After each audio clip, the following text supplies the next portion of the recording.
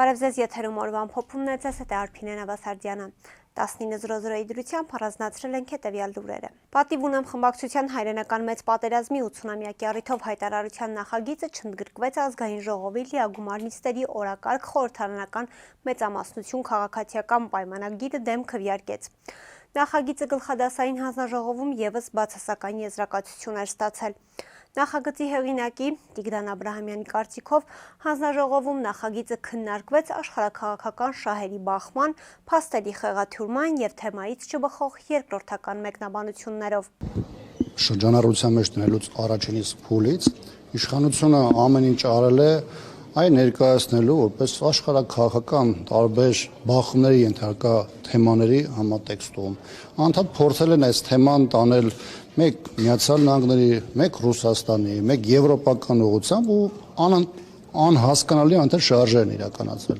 Այդ հայտարարության տեքստում, նաև արտաքին հարաբերությունների հանձնաժողովում ներկայացրած իմ մեկնաբանությունը կարծում եմ, որ շատ հստակ ասված էր։ Կա պատմական իրողություն, դա հաղթանակի 80-ամյակն է, հաղթանակն է եւ դրանից 80 տարի հետո, այսպես ասեմ, այդ հաղթանակի նշման միջոցառումը, որին նաև նույն իշխանության տարբեր ներկայացումներ են բարձրագույն մակարդակով ներկայացել։ Հիմա մենք այդ հայտարարության տեքստում արձանագրել ենք պատմական փաստերը,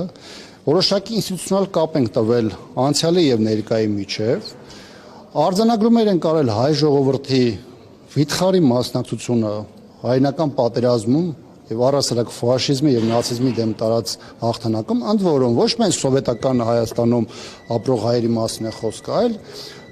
նախկին սովետական միության հանրապետությունների, մեր Արցախահայերի, նաեւ սովետական միությունից դուրս տարբեր երկրներում իրենց մասնակցությունը բերած հայերի, որովհետեւ այդ տարբեր երկրներում օրինակ Ֆրանսիայում Միսակ Մանուշյանի մասնակցությունը եղել, որը ով այդ երկրի ազգային հերոսն է եւ այլն։ Այսինքն թեման եղել է ֆաշիզմի եւ նացիզմի դեմ տարված հաղթանակը։ Նախագծի հարակից զեկուցող ԿՊ-ական պատգամավոր Հասմիկ Հակոբյանը շեշտել է, որ ֆաշիզմի դեմ տարած հաղթանակն ամբողջ մարդկության համար մեծ իրադարձություն է, որը հնարավոր դարձավ բազմաթիվ պետությունների, ժողովուրդների համատեղ ազգային պայքարի շնորհիվ, բայց քննարկվող տեքստում այդ համամարտկային համագործակցությունը գրեթե անտեսված է, շեշտը դրված է միայն խորհրդային միության վրա։ Ազգային ժողովի նախագահ Ալեն Սիմոնյանը կարծում է, որ երբ լինի խաղաղության պայմանագիր, հայերը կարող են ապրել Բաքվում, ադրբեջանցիներն էլ վերադառնալ այն գյուղերը, որտեղ իրենք ժամանակին ապրել են Հայաստանի տարածքում։ Պայմանագրի կնքումից 5 րոպե հետո Հայաստանի եւ Ադրբեջանի բնակիչները սկսելու են իրար հետ առևտուր անել, բոլոր հնարավոր ձևերով իրար հետ կոմունիկացվել եւ շփվել, նշել է Սիմոնյանը։ Վերջինս նաև ասել է, որ Արցախի շրջափակման օրերին առևտուր է եղել արցախցիների եւ ադրբեջանցիների միջև։ Պայմանագիր հայերը կարող են ապրել Բաքվում, մնացածը կարող են վերադառնալ այն գյուղերը, որ ժամանակին իրանք ապրել են Հայաստանի տարածքում, ասենք, չգիտեմ, հիմա ոնց են հայերը ապրում Վրաստանում, նույն տրամաբանության մեջ, այսինքն մենք որ ասում ենք խաղաղություն, պատկերացնում ենք խաղաղություն, բայց մենք իրար բարև չենք տալի եւ իրար չենք նայում, 5 րոպե հետո խաղաղության պայմանագիրը կնքելուց հետո Հայաստանի Հանրապետության բնակիչները եւ Ադրբեջանի բնակիչները սկսելու են իրար հետ առևտուր անել, իրար հետ բոլոր հնարավոր ձևերով կոմունիկացվել եւ շփվել։ Սիմոնյանն անդրադարձել է նաև բանակից գումարով ազատվելու անվանումը ստացած նախագծի քննարկման հետաձգմանը, համոզմունք հայտնելով, որ այն անհրաժեշտություն է Հայաստանի Հանրապետության անվտանգությունն ապահովելու համար, իսկ քննարկումները շարունակվում են։ Հարցին հետաձգման պատճառը հանրային արձագանքն էր, Սիմոնյանն ասաց, որ հանրային արձագանքը միշտ նշանակություն ունի, քննարկումները շարունակվում են եւ որ օրենքի նախագիծը միգուցե որոշ փոփոխությունների կարիք ունի։ Շարունակվում են, ես կարծում եմ, որ վերջնանպատակը մեր երկրի համար պետք է լինի լիակատար պրոֆեսիոնալ բանակը, որտեղ որ կծառայեն մարդիկ, ովքեր որ դրանք վերաբերվեն որպես մասնագիտություն ամենայն պատասխանատվությամբ եւ այն իրավիճակը, որը մեր երկրում եղել է, կա արդեն տասնամյակներ շարունակ, պետք է ինչ-որ ձևով սկսել կարգավորել Այսինքն դիտարկմանը հարուստներին երեխաներին բանակից ազատելու համար են անշեց. ես աղքատ չեմ եղել, բայց ես բանակ գնացել եմ։ Նախագծի բովանդակությանը չեմ անդրադառնա այն մարդիկ, ովքեր որ գումարով փորձել են իրենց երեխաներին ազատել բանակից, դա արել են։ Դրա դեմ պայքարը նույնպես տարվում է եւ տարվելու է, բայց ասում եմ նախագիծն ունի հարցեր, որոնք պետք է քննարկվեն։ Կաշառք տալու ստանալու դեպքերի առթիվ հակակոռուպցիոն կոմիտեում նախաձեռնված վարույթի շրջանակում Երևանի քաղաքապետարանում իրականացվել են ապացուցողական գործողություններ։ Այս մասին հայտնում են հակակոռուպցիոն կոմիտեից։ Ձերբակալվել են մի շարք անձինք, այդ թվում քաղաքապետարանի 2 նախկին աշխատակիցներ։ Ձերբակալվածների վերաբերյալ այլ մանրամասներ չեն հաղորդվում։ Հայաստանը պատրաստ է հյուրընկալել 3+3 ձևաչափով հերթական նախարարական հանդիպում, ինչի մասին Հայաստանի Հանրապետության իշխանությունները հայտարարել են դեռևս 2024 թվականին։ Այս մասին հայտնել են արտաքին գործերի նախարարությունից պատասխանելով Սպուտնիկ Արմենիայի գրավոր հարցմանը։ Դեռևս 2024 թվականի հոկտեմբերի 18-ին Ստամբուլում կայացած 3+3 տարածաշրջանային խորհրդատվական հարթակի 3-րդ հանդիպման շրջանակում Հայաստանը հայտարարել է նախարարների հաջորդ հանդիպումն ընդունելու պատրաստակամության մասին, ասված է արտաքին գործերի նախարարության պատասխանում։ Գերատեսչությունը հավելել է, որ հաջորդ հանդիպման ժամկետների եւ անցկացման վայրի մասին որոշակիություն լինելուն պես անպայման կտեղեկացնեն լայն հանրությանը։ Նշենք, որ Ռուսաստանի արտգործնախարար Սերգեյ Լավրովը հայտարարել էր, որ 3+3 տարածաշրջանային համագործակցության հարթակի հաջորդ հանդիպումները պետք է կայանան Երևանում եւ Բաքվում կողմերի որոշած հերթականությամբ։ Ալեն Սիմոնյանը նաեւ արդարացրել է Ադրբեջանի նախագահ Իլհամ Ալիևի այսպես կոչված արևմտյան Ադրբեջանի խոսույթը, հայտարարելով, որ դա Արցախի ներկայացուցիչների քայլերի հայելային պատասխանն է։ Մենք էլ ենք տարածքային պահանջման անում, չէ՞, երբ որ օրինակ Ղարաբաղի ներկայացուցիչները նոր ինչ-որ նախագահ են ընտրում իրանց համար, հետո ինչ-որ հայտարարություններ են անում, մենք դա չենք նկատում,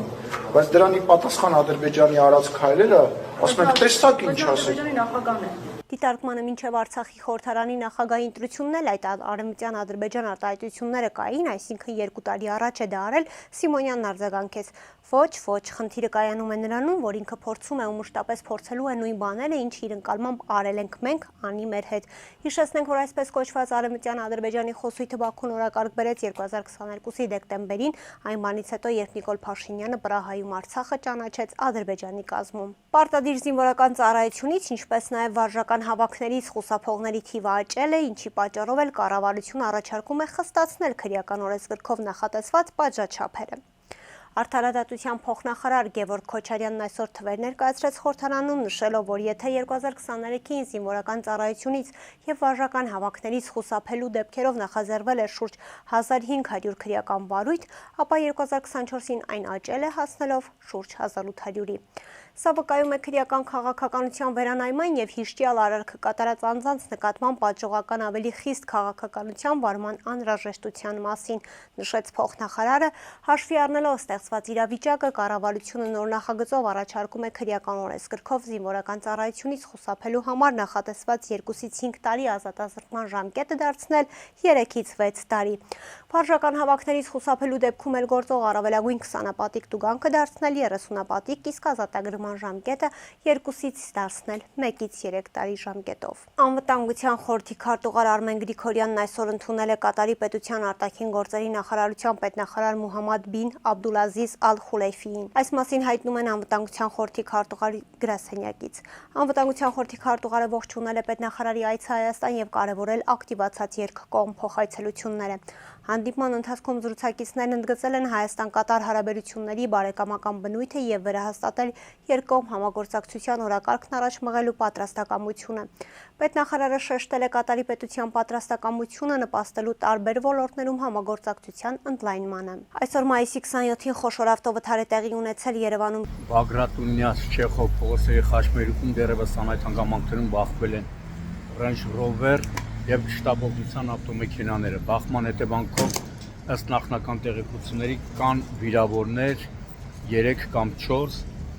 իսկ բախման հետևանքով էլ Range-ը դուրս է եկել երթևեկելի գոտուց եւ հայտնվել հետիոտնի համար նախատեսված մայթին։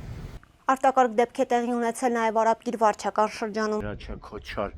փողոցում գործող ավտոլվացման կետում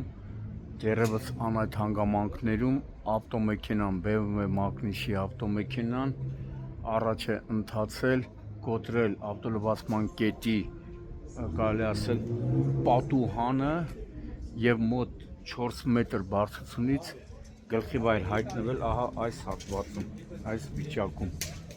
Ըստ նախնական տեղեկությունների բարեբախտաբար տուժածներ չկան։ Կհանդիպենք վաղը, առողջ եղեք։